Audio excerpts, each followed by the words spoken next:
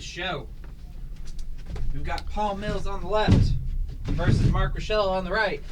Oh, yeah. What are they playing tonight, Kurt? Paul Mills is on Grishoalbrand, a deck that he has been piloting for about a month or two now, right? He switched it up. Much longer. Much longer? This is the only deck that I've seen Paul play for a while. Oh, okay. So Temple of Malice, Scry 1. Yep. And then Mark is on Green Red Tron. He's our resident Tron player. He keeps the faith there. I don't think I've ever seen him use anything but I haven't either. It's the only deck I've ever seen Mark play in this format. And you know what? If anybody... I definitely would give him props as probably the most experienced and skilled Tron player around these parts. Yeah. He's been playing Tron forever. He has. We do have a few other Tron players, but they've picked it up more recently. Yeah, Sean Carroll has been on Eldrazi Tron for a couple weeks now. Brandon Leisure playing Mono Blue Tron. Jeremy Harmon has... He has green-white Tron. Oh, Nick Foley also has been on Tron for a long time. Oh, yeah. Yeah, so Nick Foley's up there, too. And all right, so... there's a Grishoalbrand. While we're talking, Paul Mills says, Faithful Suiting, discard this Grishoalbrand, pitch a Spirit Guide, Goryo's Vengeance. There's some Goryo's Vengeance. Here's a Grishoalbrand. Took himself to 13 to draw a whole bunch of cards. Oh, yeah. And Grishoalbrand, boy. Pays 7, draw 7. That's a fair Magic card. Yeah, and lifelink, so you just get all your life back after he attacks. Going down to 6. Why not draw 14 cards? Why not? Why not go to Friday Night Pokemon? Why not? Getting the clock updated for you guys. So, you think Paul's going to have any trouble finding a way to win from here with this Grishoalbrand in play? I mean, he can hit. He can hit for 7. Yeah. Yeah, he can get 7 life back. So he's going to Nourishing Shoals, pitching the World Spine Worm, which will it gains him 13 life, and then he pays 7 more.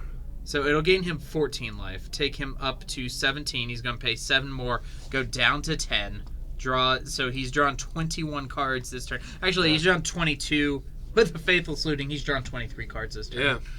Casual 20. I don't know. I'm not too familiar with Grishoalbrand. I don't know what you do other than just hit them with a Grishoalbrand. And well, he can look for more. He can look for more fast mana to put a different creature into play. Yeah. And Emrakul, right? Yeah. Emrakul. Sometimes you see this deck play Borborgamos Enraged. You can also put a World Spine Worm into play. Yeah, you could. And then at the end step, when you sacrifice it, you get the 3/5/5 worms. Oh, there he goes. Just pitched another one. Yep, up to 14. Well, I mean, if he can't do it this turn, it's quite possible Mark has Natural Tron in hand, and maybe he answers back with a Karn or something and keeps himself in it for a little while longer. Yep, but if he puts a World Spine Worm into play, then he gets to leave behind 15 power after attacking for... Yeah. Well, if he puts a World Spine Worm into play, then he gets to attack and kill. But, okay, so he's not going to be able to do that. So here comes Grishoalbrand in for 7. Yep, and he's just going to immediately draw another 7 life to draw 7 more cards. So he's activated 4 times? Yeah. So that's... Man, if there was a harsh winter, he'd be in trouble. All right, so here's 2 more Spirit Guides. Yep. Into a Nourishing Shoals. Another Nourishing Shoals. So he's going to gain 7 more. Desperate Ritual. All right, so he's got 3 red floating, right? Yeah. Because Nourishing Shoals just gets you back life. Yeah. So into another Desperate Ritual. Through the Breach, put a World Spine Worm into play. Okay. So he's got... Or Borborgamos. Now right, 2. He's up to 5. Through the Breach, Borborgamos Enraged. Now he can discard all the lands in his hand and just probably kill Mark here. Yep, and Mark all right, so scoops it up. Casual turn to you.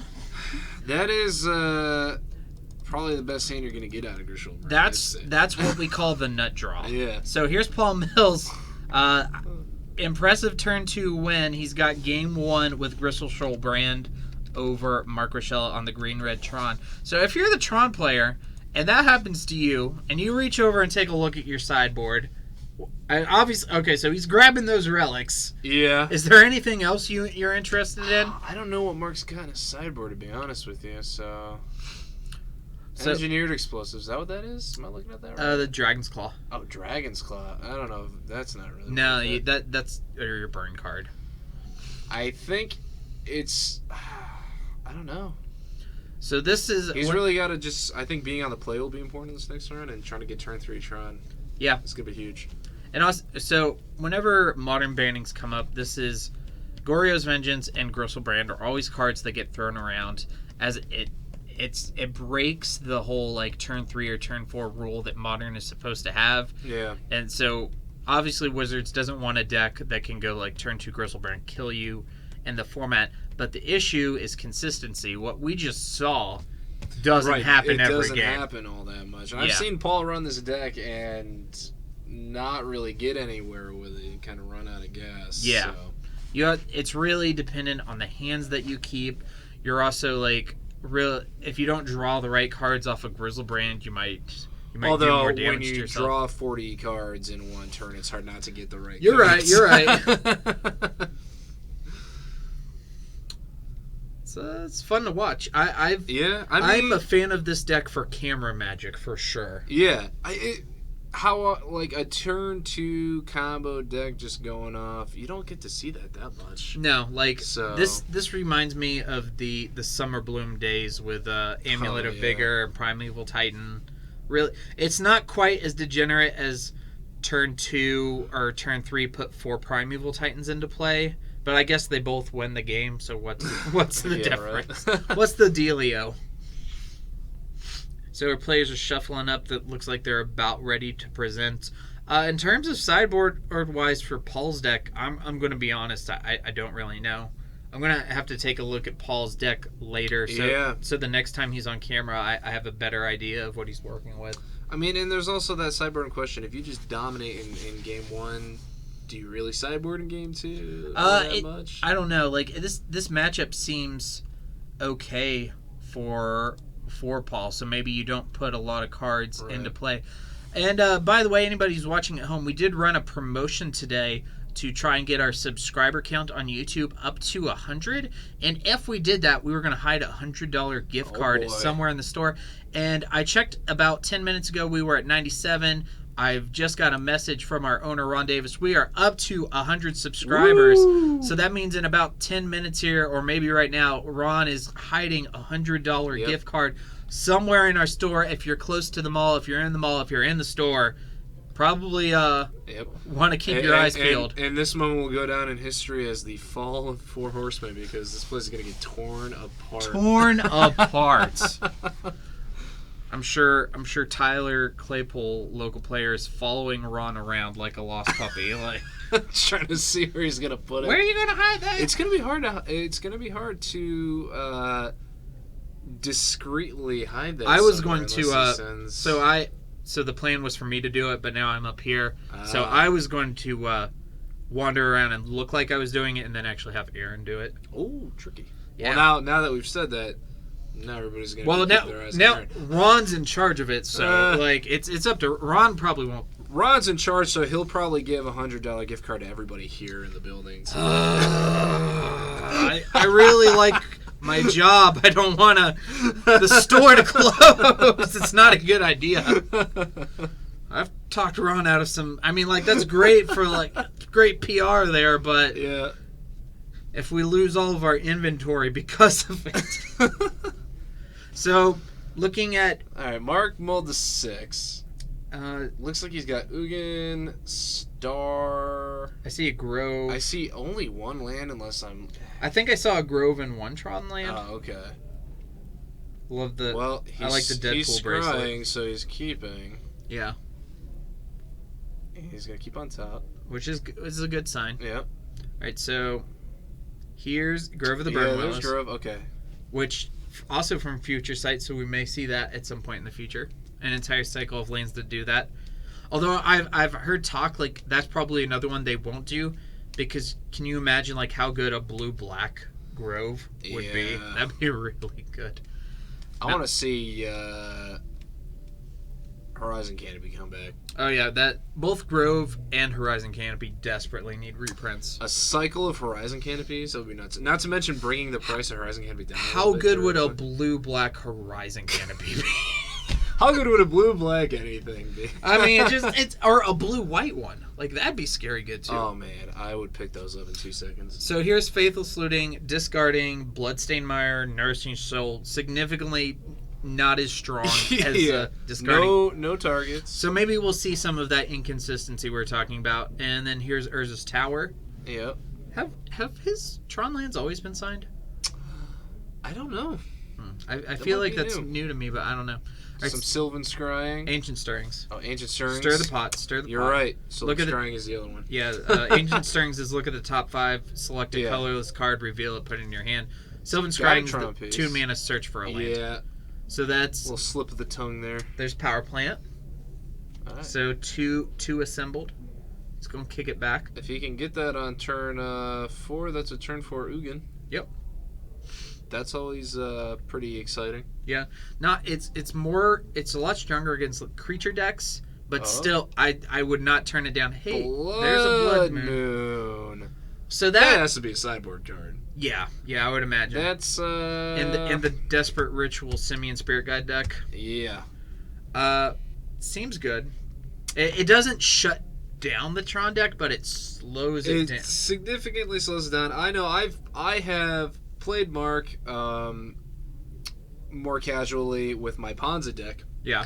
And even with a Blood Moon on the board, I never felt safe. Yeah. I never felt like I had it locked up. Because Marc can just drop an O Stone, blow it up, and then play all his big bombs anyways. And then it's like, well, I have no... But your Ponza deck has a little bit of a slower clock than this Grishoalbrand deck, though. It does. I mean, I get a turn 3 Inferno Titan, though. That's true. Yeah. Which is... okay, 2 Blood Moons. I don't know if I like just running... Well, okay, so running the second one out, it's good against, like, Nature's Claim and Crossing Grip, but as you said, it's not good against Oblivion Stone. No, it's not good against Oblivion Stone. So I guess you just got to kind of pick what you're playing against. I wonder if Marc's on tilt because his opponent is playing mismatched white-bordered Blood Moons.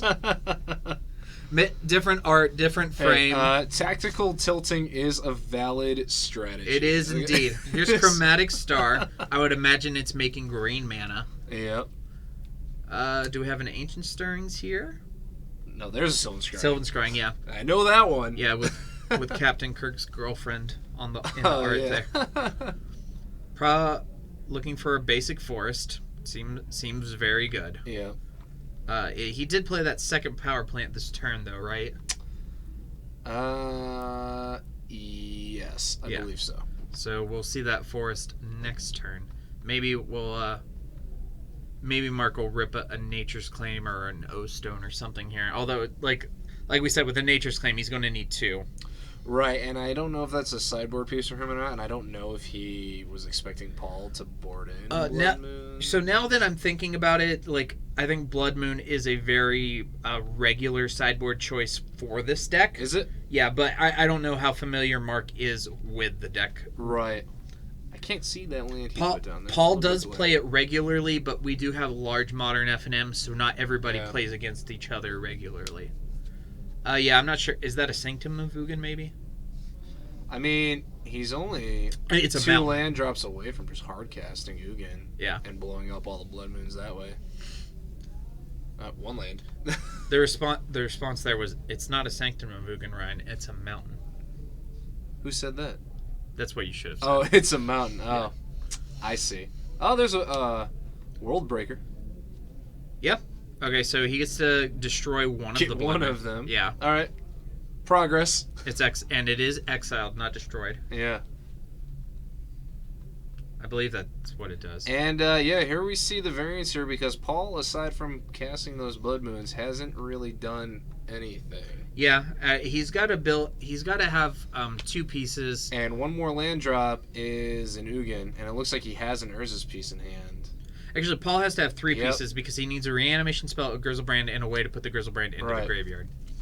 So he has Tron online, and he can hard cast Nugan. And that exile the Blood Moon. The what's the creature? The World. Worldbreaker. Worldbreaker. The creature he has is a good clock anyway. Oh, he has Beast Within. Beast Within. So now Tron's online, and now he'll be able to Ugin anyways. I think I would have liked to see that Beast Within cast after combat, though, so that Paul doesn't have a blocker for this turn. Well, he can cast Ugin. And then just, lightning bolt the beast. You're right. Actually, this is really impressive sequence of plays here from Marc. I like this. Yeah, he knows how to play Tron. He does. Oh, combat first. Trying to see if he can get the beast block. Yeah. So, or you just cast Emrakul and Mind Slave your opponents. That might be a new addition to his deck. No, he's played that. I remember him playing that on camera before. So the cast trigger on this Emrakul is he gets to Mind Slave Paul, which if Paul has like Simian Spirit Guides and Desperate Rituals in his hand, he can just burn them. Burn them out. Yeah, he's just like, all right, I'm going to exile this Simian Spirit Guide. Goryo's Vengeance, a Spirit Guide. Well, you do exile it. Well, you exile it, but still, how great would that be? Block, attack. I'm going to block it with an Emrakul. Mindslaver, like, it's even if you don't like kill your opponent in their turn, you can just waste their spells, crack fetch lanes, and fail to find, and do all sorts of funny stuff. So you see, in response to it, Paul's going to crack his fetch lane now, so that doesn't happen. So Paul is down to 14. All right, get caught up with the life totals here, guys. Sorry.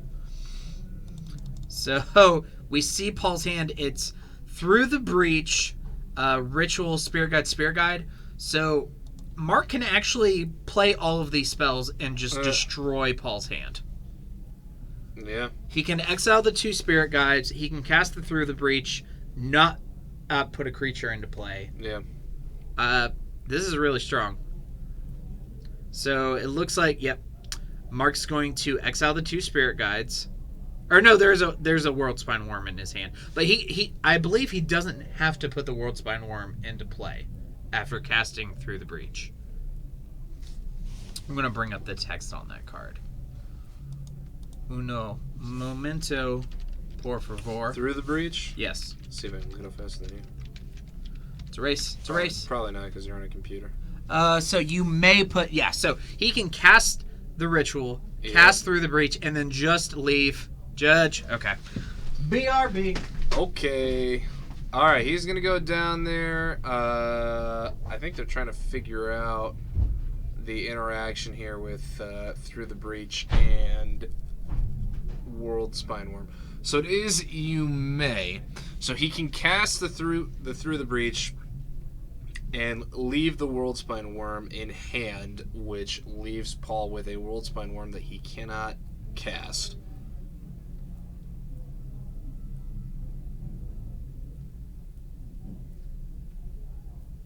And that would leave Paul needing basically to draw another Through the Breach just to get the Worldspine Worm down. And I have to look up because I'm not...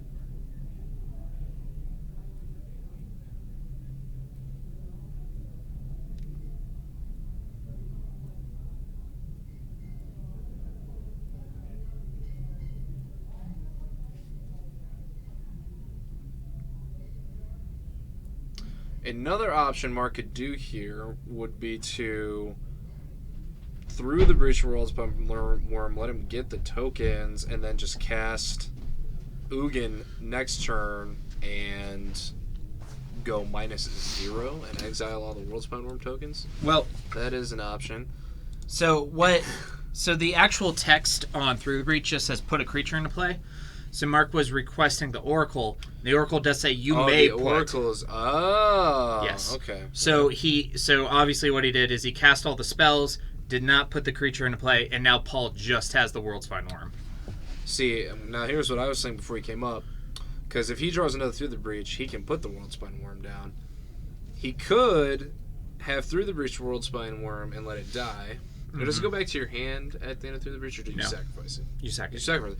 So he gets the worm tokens. He could have let it die, cast Ugin and kill the worm token. -0 and just exile the worm token. That's actually is probably nothing in hand. Probably technically better. Yeah. But if we think about it, like if Paul does draw another Through the Breach, then you still have Ugin to cover the Yeah, but you also have a 15/15 coming at your face at that point too. You're right. So yeah, that Paul play scooped it up. Yeah, so Marc ties it up. We're going to game number 3. Both of those games were just awesome on camera. We got to see Grishoalbrand do Grishoalbrand things, and we got to see Tron do Tron things.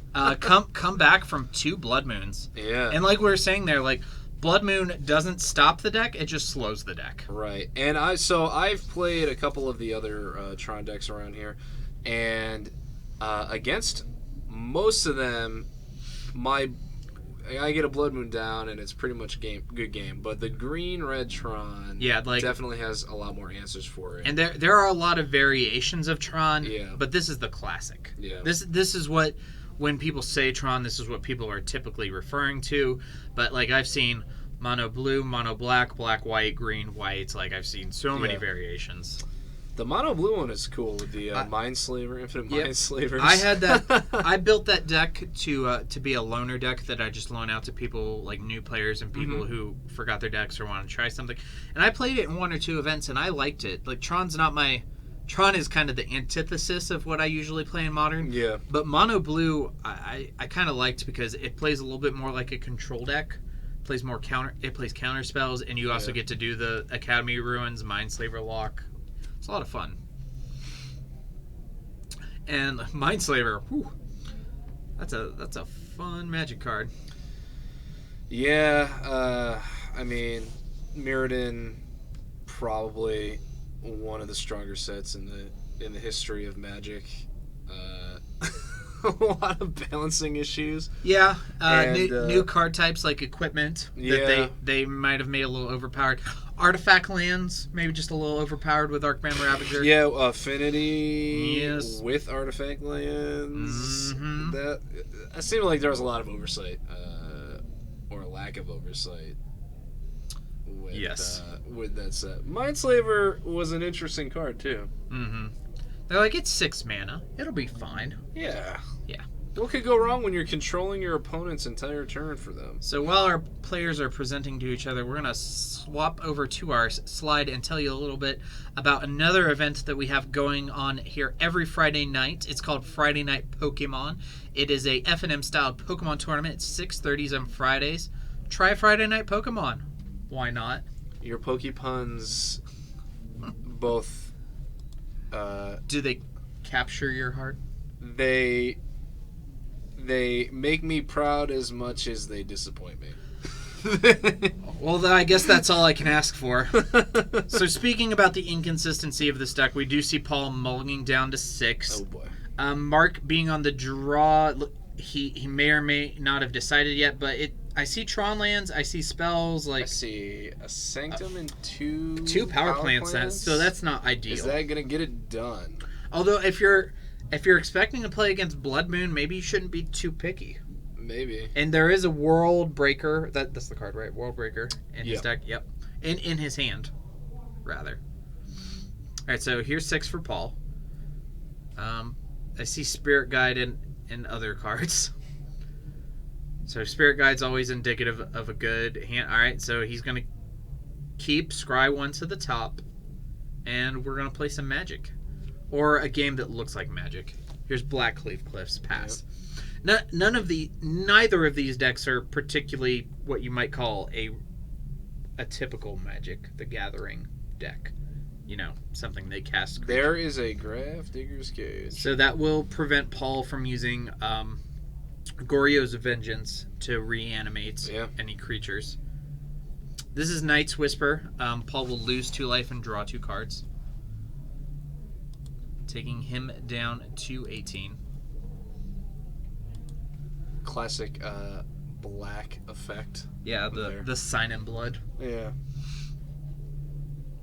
Looks like is that target player like Sign in Blood? Or no? No, I don't think so, but I can bring it up. I don't know the word for word text on Night's Whisper. Signing and blood somebody to death is pretty funny. Yeah, I've only seen that happen a couple times. So Night's Whisper, you draw 2 cards and you lose 2 life. So you cannot do it to your opponent. But it is easier to cast though because it is a generic and a black as opposed to black. Paul puts a Scryland down. Takes a good hard look at his top card. Yeah. It's like, I sense some malice here in this scry. Oh, man. Up to the top. All right. We'll see what it is soon enough, then. So, Paul's playing red, and he may have boarded in some artifact destruction in anticipation of a card like Grafdigger's Cage. Okay, so here's Cathartic Reunion, discarding Blood Moon and Goryo's Vengeance, I think. Yep. He's going to draw 3 cards. He's just got to dig for a way to get rid of that Grafdigger's Cage at this point. Or go off through the bridge. Through the bridge? Yes. All right, so map. Yes, expedition map for Marc Raschella, which will help find that 3rd Tron piece if he doesn't have it. And that he'll get to play the power plant this turn. And that means on turn 4 when he will get to assemble Tron all the way. Yep. All right, but he's going to play the Ghost Quarter. Do you like the Guild Pact art or no, Dissension art or the Innistrad art? I do not like the Dissension art. I think I like it, but I don't prefer it. I think the Innistrad art is just very spooky. I think it's a lot better. Yeah. All right, here's another Cathartic Reunion for Paul. Discarding Nourishing Soul in a Swamp. Also, the art of Ghost Quarter from Innistrad kind of captures the vibe of a ghost town that's been deserted, which to me is more indicative of destroying a land or stripping it down. It also has, in essence. It also has the carriage with the broken wheel, which I mean, is that not how you feel when you have a land stripped away from you? Yeah. Yeah. I mean, in the Dissension art, it's a couple of ghosts walking around on the street. I like the Dissension art as a piece of art. Yeah. But I really like the colors in it. But as a reflection of the card and the effect, I like the Innistrad. I don't think it captures the feel of the art nearly as well as the Innistrad art. Yeah. Which is why I sprung for the Innistrad art. I'm also just very nostalgic of Innistrad in and of itself. It was the set that was out when I started playing Tournament Magic. Ah. See, I'd already been playing Magic for quite a long time. I got really into drafting. We have Tron. We have Tron. I started drafting really heavily during Time Spiral. And let me tell you, man, those Time Spiral drafts were wild. I've never done a Time Spiral draft. I've always wanted to. Yeah. Does Marc not have a payoff spell in his hand other than that World Breaker? Maybe not. Okay. No, it looks like he's got more lands. I can't really tell what he has. He has a Nature's Claim, a World Breaker, and that Power Plant. There's a Through the Breach. There's Through the Breach, yeah.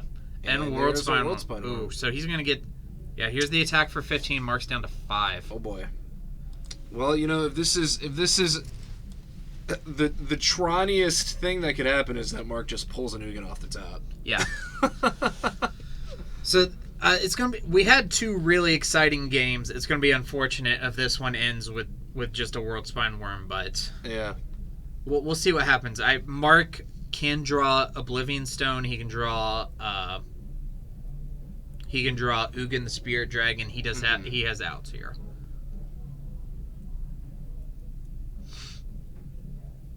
And he has the mana for both. Yeah. Unfortunately, if he draws green, the World Breaker will not do it. Enough. Yeah, I think he's on Oblivion Stone, Ugin, or that's it. Yeah. Even those are his only sweepers, and he's got 3. If he draws Worm Coil Engine on damage, he'll gain 6, go to 11, take 10, go down to 1. So Worm Coil Engine could do it. And what did he? He Ghost Quartered. It looks like he Ghost Quartered the Sanctum. Yeah, he has another. No, he Ghost Quartered the Power Plant.